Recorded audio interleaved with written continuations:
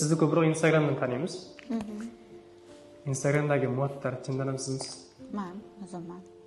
Hayotda qanaqa bo'lsam, Instagramda ham xuddi shunaqaman.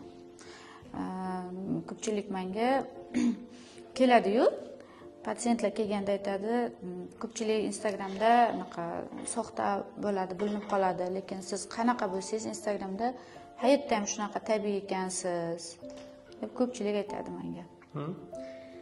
Sizni o'zingizdan boshqa hech kim bilmaydigan yoxud ichingizdagi muattarni birov tanib qolishidan qo'rqasizmi?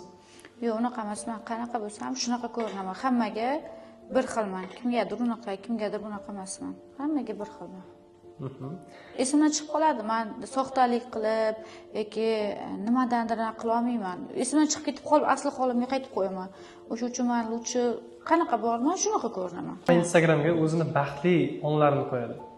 Siz ham rostdan ham baxtlimisiz yoki baxtli ko'rinishga harakat qilyapsizmi? Alhamdulillah baxtliman.